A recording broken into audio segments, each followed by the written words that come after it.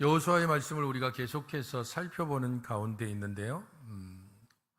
요단강을 건너고 할례를 행하고 이제 여리고 성과의 첫 번째 전투가 어떻게 치러졌는지에 대하여서 설명하고 있는 부분입니다.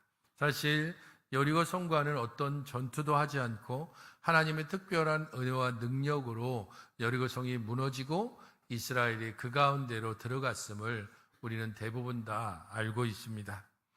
이 여리고성은 위치하고 있는 곳으로 본다면은 예루살렘을 기점으로 한다면 북동쪽 방향으로 한 30km 정도 떨어져 있습니다. 우리로 친다면 여기에서 한 파주 정도의 거리쯤 된다고 볼 수 있습니다.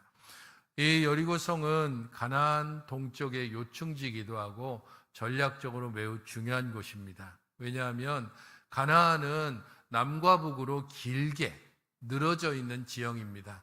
그렇기 때문에 남과 북으로 늘어져 있는 그 모든 가나안 족속을 한꺼번에 상대하기는 상당히 어렵습니다. 그러기에 이 가나안 땅에서 전투를 벌일 때에 가장 효과적인 방법은 가나안 중심부, 곧 중앙을 끊고 남과 북으로 나눈 후에 한쪽씩 그렇게 차례차례 점령해 가는 겁니다. 여호수아서는 바로 그 전략을 사용하고 있습니다.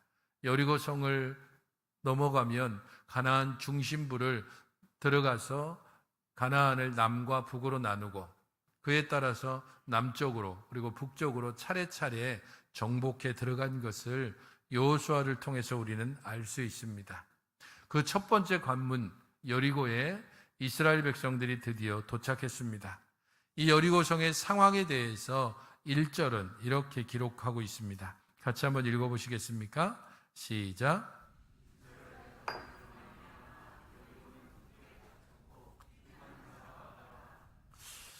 두 주 전에 우리가 함께 살펴봤던 5장의 전체적인 구조하고 이 6장의 구조는 매우 비슷합니다.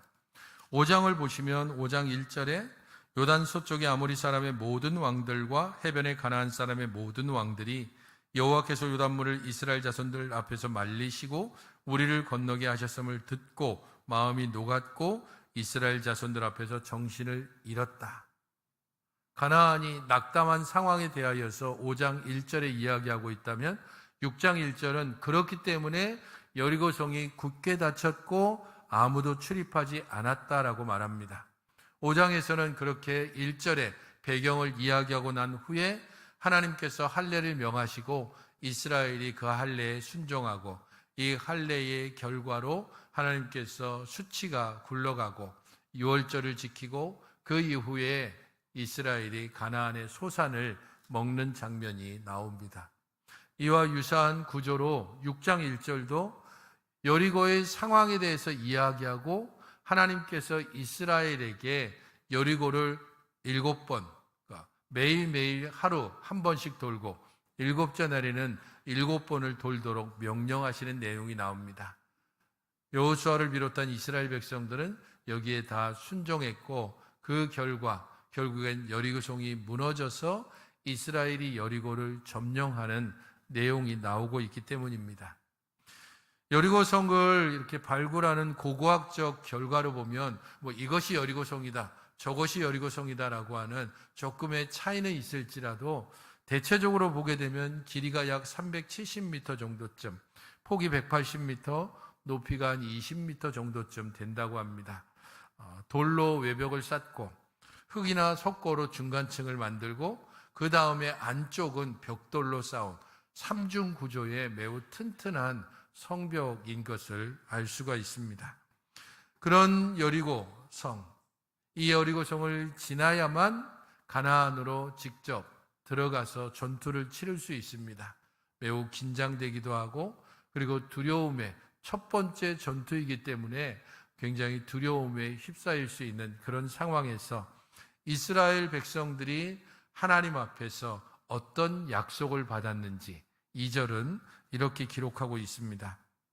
여호와께서 여호수아에게 이르시되 보라, 내가 여리고와 그 왕과 용사들을 내 손에 넘겨주었으니 라는 말씀입니다. 5장과 달리 하나님께서 이스라엘의 두려워하는 마음과 첫 전투를 앞은 그들의 긴장감을 충분히 알고 있기 때문에 하나님께서 이스라엘에게 약속을 주시고 있는데 이 약속이 이스라엘에게 있어서는 매우 꼭 필요한 약속입니다. 여기에 나오는 약속의 내용을 보십시오. 여리고, 그 왕, 그리고 용사들을 내 손에 넘겨주었다라고 말합니다. 가나안이라고 하는 첫 성의 그 지경에서 첫 번째 만난 여리고성, 그 성에 높이 쌓아져 있는 성벽을 점령해야 하는 이스라엘로서 본다면 여리고라고 하는 그 성 자체의 존재가 두려움이 될 수밖에 없습니다. 따로 공성무기, 성을 공격하기 위한 그런 기계장치가 되어 있는 공성무기가 있는 것도 아니고 그 성을 기어 올라가려면 엄청나게 긴 사다리를 만들 수밖에 없습니다. 광야에서 그런 따로 나무를 구하기도 쉽지 않은 상황에서 이스라엘로 하여금 그 여리고성은 그야말로 굳게 닫힌 여리고성 안에 가나안 족속들도 두려움에 쌓여 있지만 여리고성 바깥에서 그 높은 성벽을 바라보는 이스라엘에게도 두려움의 대상일 수밖에 없습니다. 그런 여리고를 너희들에게 넘겨주겠다. 그리고 그 안에 있는 왕을, 너희들이 싸워야 할 것이라고 생각하고 있는 용사들을 너희들에게 넘겨주었다라고 말씀하고 있습니다. 넘겨줄 것이다가 아니고 넘겨주었다라고 말씀하는 장면에 주목할 필요가 있습니다. 이미 너희들의 손에 있다라고 분명하게 약속하시는 것입니다. 그리고 나서 3절부터 5절에 하나님께서 명령을 주고 있습니다. 너희 모든 군사가 성을 둘러서 성 주위를 매일 한 번씩 돌고 엿새 동안 그렇게 해라. 7째 날에는 그 성을 7번 돌고 제사장은 나팔을 불고 나팔 소리가 들리면 백성들은 소리를 지르고 그러면 성벽이 무너져 내릴 것이고 백성은 각기 앞으로 올라가라라는 것입니다. 너무도 허무하게 무슨 특별한 작전이나 혹은 특별한 어떤 계획이 있는 것이 아니고 너희들은 모두가 다 무장하고 그 성을 매일매일 한 바퀴씩 돌아라. 그리고 마지막 7째 날에는 7번을 돌아라라고 하는 것. 그리고 나서 큰 소리를 지르면 무너질 것이고 너희들은 특별한 전투가 없이 그곳에 들어갈 수 있다라고 명령하시는 것입니다. 견고하고 든든하고 사실 요단강보다도 더 두려운 존재인 여리고성, 그 성을 무너뜨리는 유일한 방법이 하나님의 이 약속과 명령에 순종하는 길밖에 없습니다. 굳게 닫힌 여리고 성문을 어떻게 열 수 있는가? 하나님의 약속과 명령, 그 가운데 담겨져 있는 특별한 반복되어지는 한 단어에 주목할 필요가 있습니다. 4절을 보십시오. 언약궤 앞으로 나아갈 것이요. 6절을 보십시오. 너희는 언약궤를 메고 여호와의 궤 앞에서 나아가라. 7절에서도 여호와의 궤 앞에서, 8절도 여호와 앞에서 나아가며 여호와의 언약궤는 그 뒤를 따르며, 9절에서는 후구는 궤 뒤를 따르고, 11절, 이 11절은 여러분들이 같이 한번 읽어보시기 바랍니다. 시작.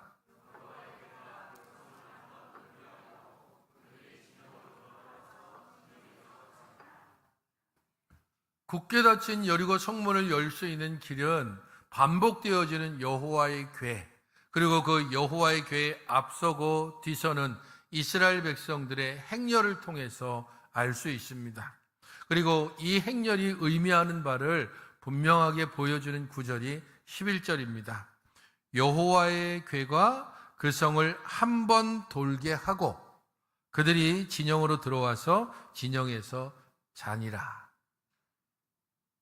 중요한 것은 이스라엘이 여리고성을 한 바퀴씩 도는 것이 아니라 11절에서는 무엇라고 설명하고 있죠? 여호와의 궤로 하여금 여리고성을 한 바퀴 돌게 하는 것, 그것이 이스라엘의 행진의 목적입니다.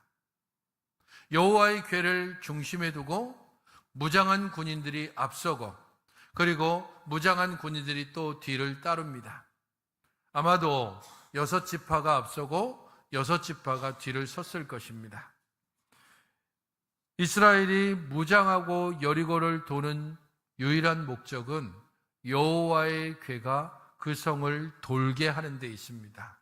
그런 면에서 이스라엘 군은 여호와의 궤를 호위하는 호위병의 자격으로 지금 이 여리고성을 도는 것이라고 볼 수 있습니다. 여호와의 궤가 여리고성을 돈다는 것, 그것은 하나님의 약속과 명령을 따라서 이 성은 너희들의 힘이나 능력이나 용맹이나 무기로 무너지는 것이 아니라 내가 그 성을 무너뜨릴 것이고, 이 약속과 명령에 너희들이 순종하며 나아갈 때 하나님의 약속이 어떻게 성취되는지를 보게 될 것이라는 것을 여호와의 궤를 돌게 하는 것으로 11절에 말씀하는 것입니다. 여리고성에 대한 명령을 또 한번 살펴보십시오. 매일매일 한 바퀴씩, 고고학적으로 그 성의 둘레나 길이를 이렇게 살펴봤을 때에 대체적으로 한 바퀴를 이렇게 도는데 짧게 잡으면 1시간, 아무리 길게 잡아도 2시간 정도면 충분히 그 성을 돌 수 있습니다. 그렇게 큰 성은 아니라는 거죠. 문제는 매우 견고한 성이라는 데 있고, 이 성을 함락시킬 수 있는 어떤 전략도, 무기도 이스라엘에게는 없다는 사실입니다. 성을 한 바퀴 여호와의 궤를 메고 이스라엘 백성들이 돕니다. 그냥 도는 게 아니고 이스라엘 전체가 도는 것도 아니고 이스라엘의 군사들이 돕니다. 이스라엘의 군사들의 숫자는 민수기 26장에 이스라엘의 숫자가 이미 다 나와 있습니다. 60만 명. 60만 명의 군사들이 다 각기 무장을 하고 앞서고 여호와의 궤가 중심에 있고, 또 무장한 자들이 그 뒤를 따라서 여리고를 한 바퀴 돕니다. 1시간 정도 돌 수 있는 정도의 그런 넓이라면 60만이 완전히 여리고성을 포위한 상태에서 도는 것입니다. 문제는 그렇게 6일 동안 한 바퀴를 돌고, 그리고 나서 7일째, 이날은 어떤 날이죠? 이스라엘에게 있어서 안식일입니다. 안식일은 어떤 날입니까? 어떤 일도 하지 말고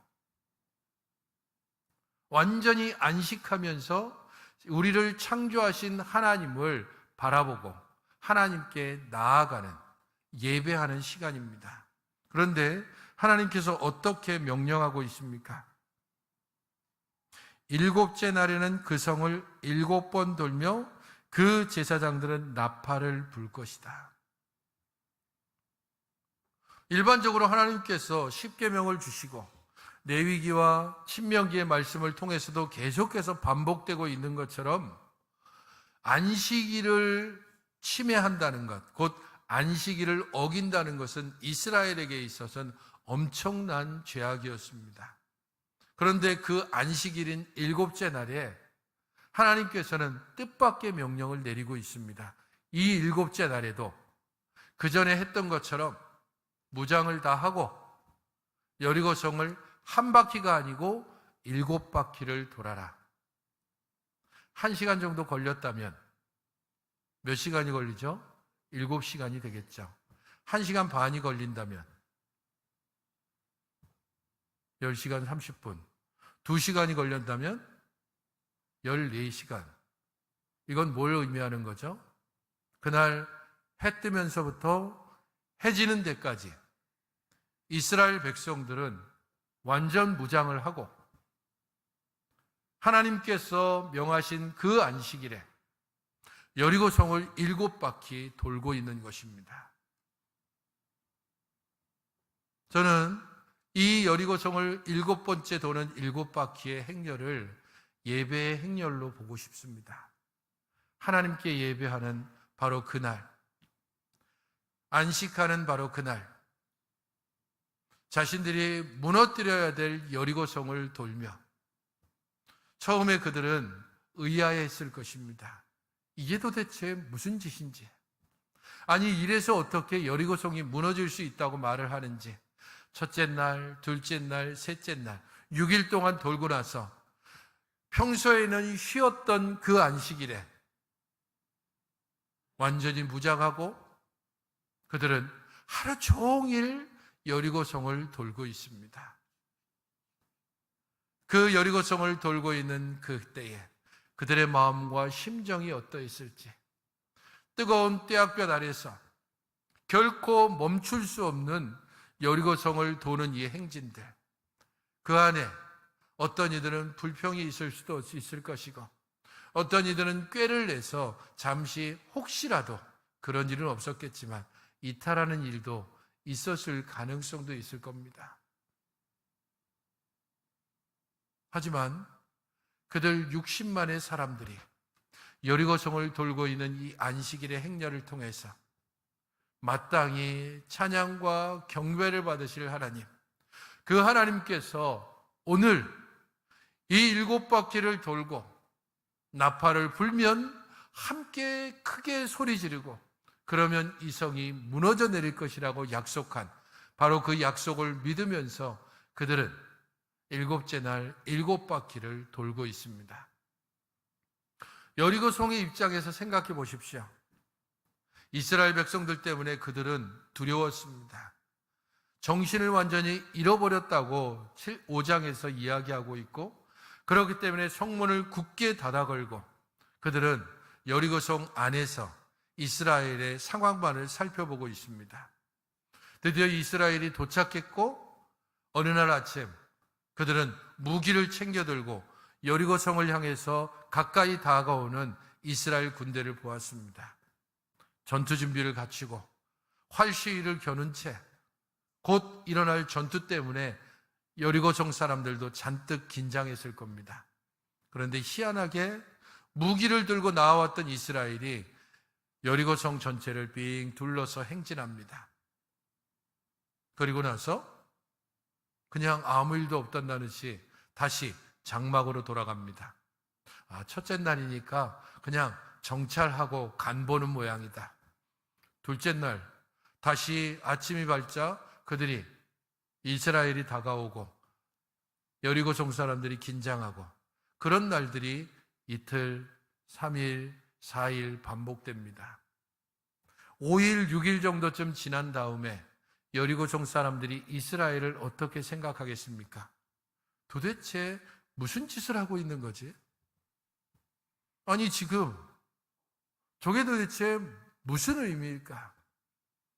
여리고성 사람들로서는 도저히 이해할 수 없는 행동입니다. 더더군다나 7째 날에는 한 번이 아니고 하루 종일 그 떼약볕 아래서 온통 무장한 사람들이 여리고를 향해서 진격하는 것이 아니고 여리고성을 땀을 뻘뻘 흘리며 완전히 지쳐서 헉헉거리면서 그 성을 돌고 있는 겁니다. 어찌 보면 정신 나간 행동이라고. 용기 있는 여리고성 몇몇 사람들은 야 니네들 뭐해? 큰 소리를 내면서, 그 이스라엘의 행진은 침묵의 행진입니다. 소리 내지 마라. 아무 소리도 내지 말고 침묵으로 그들의 마음에 있는 불평, 원망, 하나님께 대한 간절함, 그 모든 것들을 마음에 담아두고 행진을 하는 겁니다. 여리고성에서 들려오는 어떻게 보면 조롱, 비난, 비아냥, 그 모든 것들을 다 감수하면서 7바퀴를 하루 종일 도는 이스라엘의 모습에서 하나님을 향한 그들의 간절함,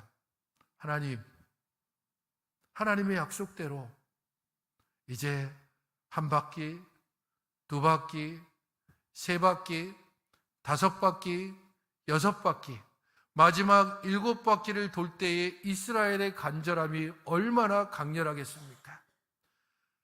온몸의 힘이 다 빠져나간 그런 상태에서 마지막 걸음을 옮기면서 이제 마지막 7바퀴 하나님의 약속만을 붙잡고 마지막 7바퀴를 돈 후에 나팔이 울려 퍼지고 이스라엘은 온 힘을 다하여 그때까지 참고 눌렀던 모든 목소리를 다 동원해서 소리 지릅니다. 어떤 소리를 냈는지는 알 수 없습니다. 각자가 한 맺힌, 각자가 하나님을 향한 믿음의 고백으로, 어떤 사람들은 원망으로, 다양한 소리로 그들은 함께 외쳤습니다. 여리고성은 무너졌고 이스라엘은 그 성을 향해서 진격해 들어갔습니다. 저는 이 마지막 날의 7번의 행렬을 안식일에 행하고 있기 때문에 오늘날 우리로 친다면 예배로 보겠습니다. 이 주일 아침마다 우리는 또 많은 봉사자들은, 다른 사람들은 편히 쉬고 일주일의 그 고단함과 어려움 때문에 그렇게 이불을 뒹굴거리고 있을 바로 그때에 일어나고 씻고 단장을 하고 성경을 챙기고 그렇게 달려서 걸어서 차를 타고 이 예배의 자리로 나옵니다. 믿지 않는 이들은 이 예배가 도대체 무슨 의미가 있는지 알지 못합니다. 하나님을 알지 못하고 그리스도의 은혜를 알지 못하는 이들은 도대체 일주일마다 함께 모여서 드리는 이 예배가 우리에게 무슨 유익을 주는지, 그게 도대체 편히 쉬는 것보다 더 나을 이유를 찾지 못합니다. 그래서 어떤 이들은 비아냥거리기도 하고, 어떤 이들은 꼭 이 주일날 예배 드려야 돼? 하나님 어디에나 계시는데 그냥 우리 놀러 가서 거기에서 그냥 잠깐 하나님 예배합니다, 그렇게 말하면 안 될까? 그런다고 하나님께서 번개를 내리지도 않을 거고. 이해하지 못하면, 그러면 여러 많은 말로, 때로는 비아냥, 때로는 질문, 때로는 이 답답이야 이러면서 우리와의 관계를 정리할 수도 있습니다. 그러나 예배를 통하여 하나님을 만나본 사람들은 압니다. 이 주일의 예배가 얼마나 소중한지, 이 주일의 예배 드리기 위하여 우리가 이 일주일을 얼마나 치열하게 살아왔는지, 이 주일의 예배해 주시는 힘을 통하여 우리가 다시 일주일을 살아갈 힘을 얻는다는 사실을, 하나님 앞에 나오는 그 시간들이, 예배의 자리에 앉는 바로 그 시간이, 조용히 묵도하는 그 시간이, 우리의 입을 열어 하나님께 찬양하는 그 시간이, 우리는 무엇을 믿습니까? 라고 그렇게 질문할 때에 나는 천지의 창조주이신 하나님을 믿고 우리의 구세주 예수 그리스도를 믿으며 성령님을 나는 믿습니다라고 고백하는 그 신앙 고백의 시간을 통해 우리의 죄를 고백하는 참회와 용서의 기도 시간을 통해, 그리고 이 설교의 시간을 통해서 하나님을 만나고 우리의 연약함을 깨닫고 하나님의 은혜를 경험하는 것입니다. 예배를 통하여 힘을 얻지 못하면 성도가 무슨 힘으로 살 수 있겠습니까? 말씀을 통하여 우리가 은혜를 얻지 못한다면 무슨 힘으로 우리가 살아갈 수 있다고 말할 수 있습니까?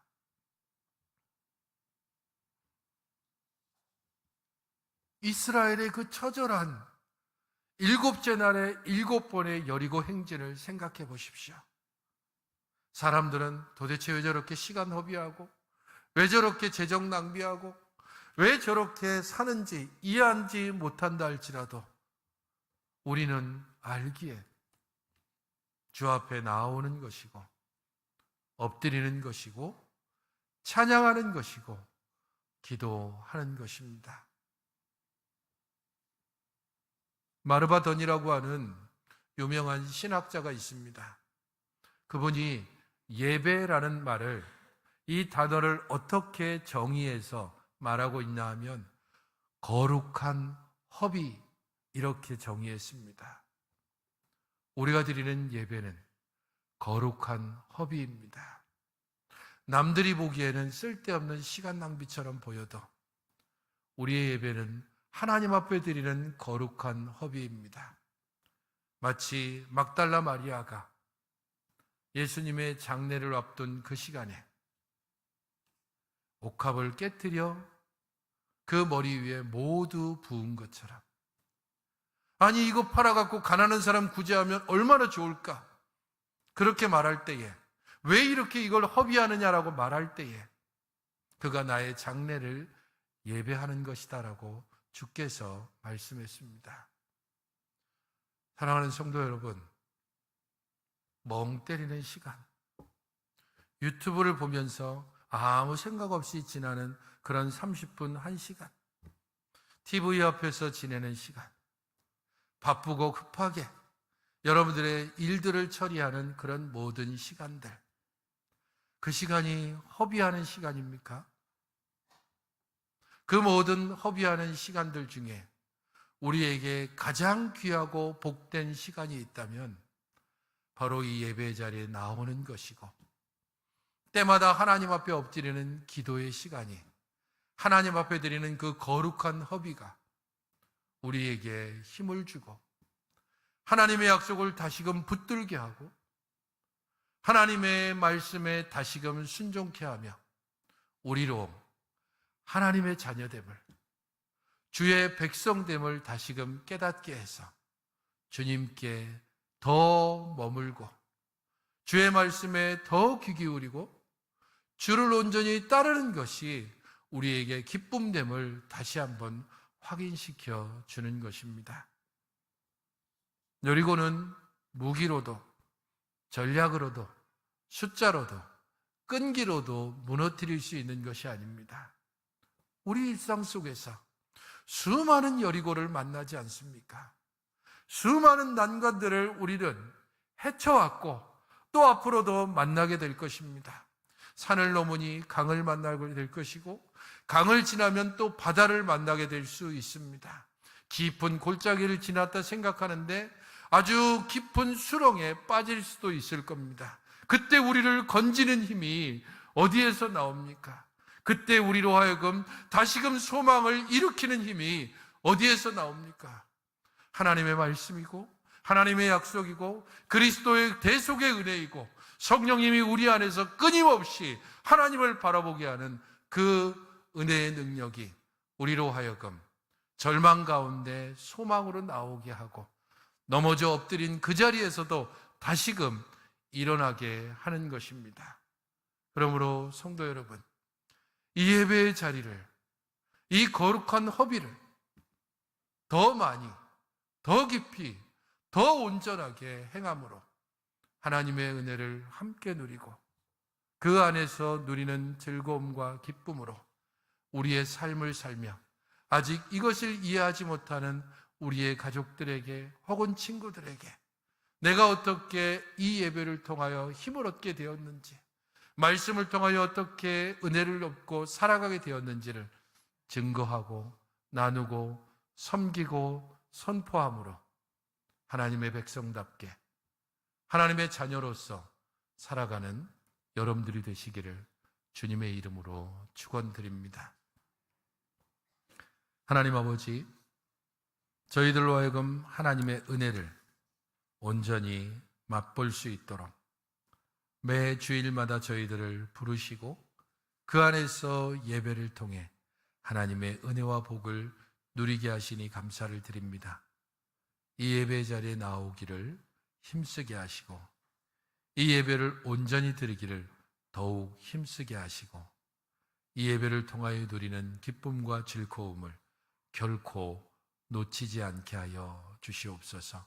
그리하여 하나님께서 우리에게 약속하신 것과 명령하신 것을 듣고 그의 순종함으로 여리고성을 무너진 것처럼 우리들의 모든 난관, 장애물, 어려움, 고난, 때로는 우리들을 교만 가운데 들뜨게 하는 모든 좋은 일과 기쁨의 일이라 할지라도 하나님 앞에서 엎드려 우리 하나님의 은혜를 구하며 참 하나님 백성답게 온전한 주의 자녀답게 닫힌 성문을 열고 때로는 장애물을 뛰어넘어 하나님의 백성으로서 믿음으로 살아가는 저희들의 하루하루가 되게 하여 주시옵소서. 예수님의 이름으로 기도하옵나이다. 아멘.